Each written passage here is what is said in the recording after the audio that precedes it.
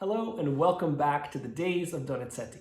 Today we talk about how the opera came about and we dive headfirst into the music. In 1832, Donizetti wrote this amazing masterpiece in a mere number of weeks. How many is sort of hard to say. There was once a popular myth that he wrote it in the span of 2 weeks, but that has now since been disproven.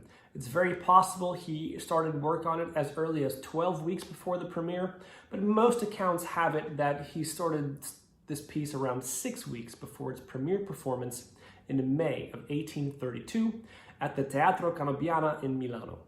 Donizetti received the commission for the Elixir of Love after the great enormous success of his 1830 opera seria Anna Bolena, based on the life of the Tudor Queen Anne Boleyn. This historical opera gave Donizetti a wonderful opportunity as he secured several commissions for the years ahead, and Elixir just happens to be one of them. Although Donizetti wrote this piece in a matter of weeks, that does not mean that it lacks in substance or depth. It's easy to see that this script spoke to him, as it really is in a way very autobiographical. Just as in the opera, his own military service was bought out by a wealthy woman, so he wouldn't have to go into the service and was able to continue composing and with his musical career. Well, similarly, in our story, Nemorino's military service also gets bought out by someone. We won't just spoil the surprise. Donizetti's opera is chock full of depth and character development. What's clear about this show is that it's not merely the typical opera buffa formulas and stock characters that just get introduced pair by pair in contrasting numbers, and off we go with some sort of plot line where the characters merely talk about the plot and there's no real depth given to them. However, in this show, that is completely flipped on its head. Not only do we have character development, but we have it in very symbolic musical ways as well. And we'll talk about that in the days ahead.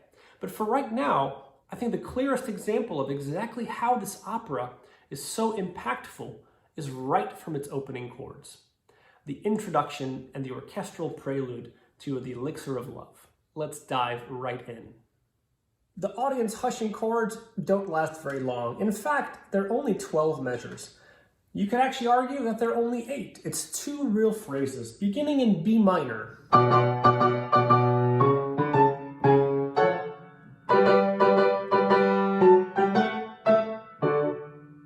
And then we have 2 short chords.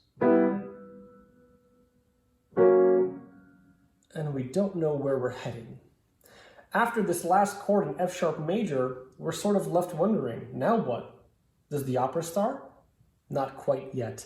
Donizetti is about to show off his compositional ability, especially in the way he writes for our string instruments and for our woodwinds.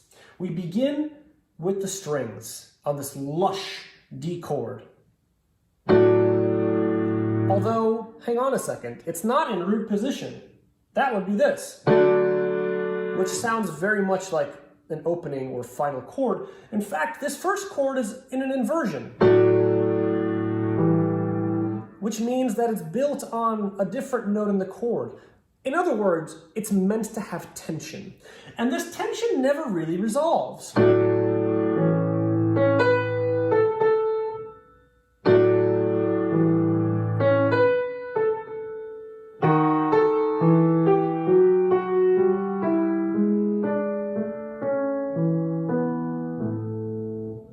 Even then, we don't really feel quite right.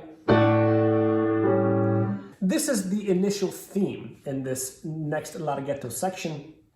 And in this section, Donizetti expands this theme in 3 separate variations, each one of them bringing forth new colors. First, in the woodwinds, the clarinet joins in, and then later, the oboe takes up the melody, with the flute answering. The third variation sees the most elaborate embellishments in the flute, in the woodwinds. But before we get there, we have to get through something else. So before the third variation, there's a very characteristic, almost marching feel. Once we get the second iteration of the theme, the strings have this almost hushing of, again, where does this go from here? And then we get the full orchestra on this almost very fugue-like, almost very militaristic sort of marching music.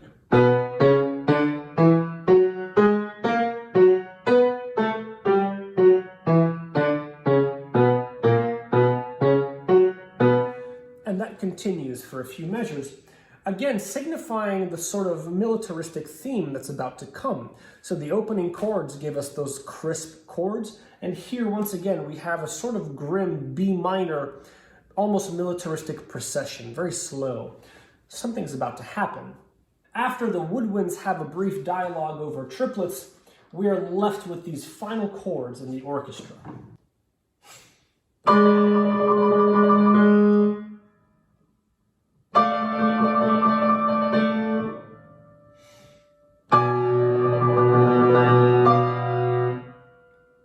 Now what? Just like before.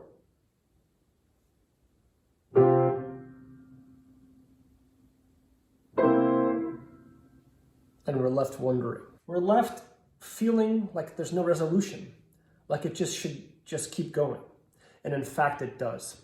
It's clear to see, even from the orchestral overture, that Donizetti's goal is to show off his compositional abilities, to show off the depth of his music and therefore his characters, and also keep the story moving and flowing, which is exactly what we're aiming to do in this production of Elixir of Love. Thank you for joining me today on the next days of Donizetti. Tomorrow, we dive in to the introduction. We'll see you then.